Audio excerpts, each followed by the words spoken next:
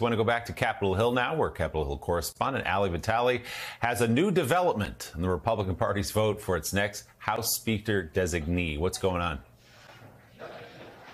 Willie, no vote totals yet because we're not sure the voting process has started, but now there's only 7 candidates. We're down from 9 yesterday, and now just in the last few minutes, down by 1 more because Congressman from Alabama, Gary Palmer, dropping his bid, tweeting a statement saying that if him dropping out can expedite this process at all, he's going to do that. He feels that after hearing from the other candidates last night during their candidate forum, many of the ideals and traits that he himself wanted to pitch to lead this conference are embodied in the other candidates. And so at least one less round of voting, at least one less candidate for folks in the room to consider.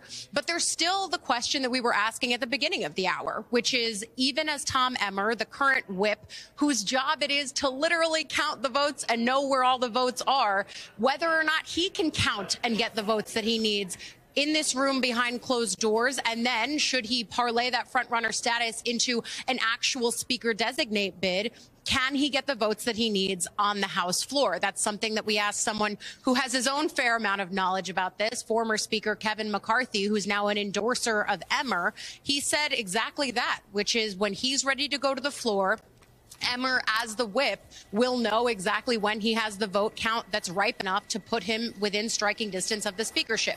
Again, though, I don't think that I've heard from anyone who in the rank and file feels it's unequivocal that they will get a speaker today. This is the earliest that they could possibly do it. They are now 1 man down in terms of having another option with Gary Palmer dropping out. So I guess we're closer, but I'm not sure that we're particularly close to the finish line that all of us are looking towards, which is actually having a Speaker of the House, Willie. Yeah. Hey, so Ali, Joe here. I'm curious about what you've heard about Byron Donalds, a Florida congressman, a guy whose name was put out there a good bit when Kevin McCarthy first ran to be Speaker earlier last year, I guess. This year, I guess. It's been a long time. This year. but he, from what I hear, he hasn't made a lot of enemies. He's had a lot of people putting him up in the past. I'm curious, what are his prospects right now compared to the others? He is one that I'm watching really closely, Joe, and not just because he's a fellow Florida native for you, but largely because the members that I've spoken to say that while Emmer is going in as the front runner, Donalds is someone that the rest of the conference is looking at because he brings fresh perspective. He is literally a freshman member here. What a way to coming in January and putting your name in the mix during those 15 balloting rounds with McCarthy. That being said, he's someone who has worked the inside-outside game well when it comes to playing in Congress by going along with leadership, but also being in touch with the more fringe and factionalized elements of this conference. He's taking this whip operation seriously. They have a war room in effect. He has been making calls all weekend. I think he's spoken to almost everyone within the conference. They are aware of the fact that Emmer is the likely favorite here. But the Donalds folks do believe that he is one of the few people who can reach into the different factions of this conference, maybe in a way that Emmer can't.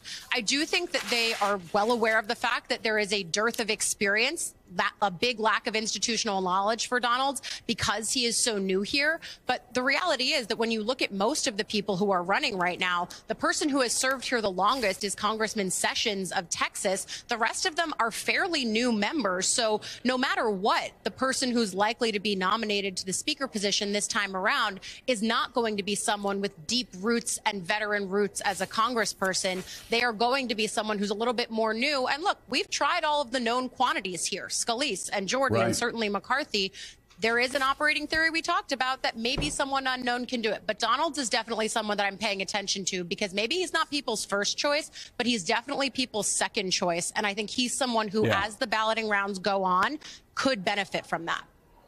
You know, Ali, it's so interesting that you talked about the inside-outside game because that's one of the things I've never understood about what some of the people are doing here because I was seen as obviously we'll just say I was seen as to be a very extreme member. I always played the inside-outside game. I was always going after Gingrich when he needed to go after. I was always talking to people on a probes committee like Bill Young going, am I going too far? Any suggestions, whatever. And that's the thing I picked up with Donald's, that he does play that inside-outside game, unlike a lot of the other flamethrowers. Well, Ali Vitali, if anything else comes up, please keep us updated, and You got it. we will talk to you soon. All right, thanks so much.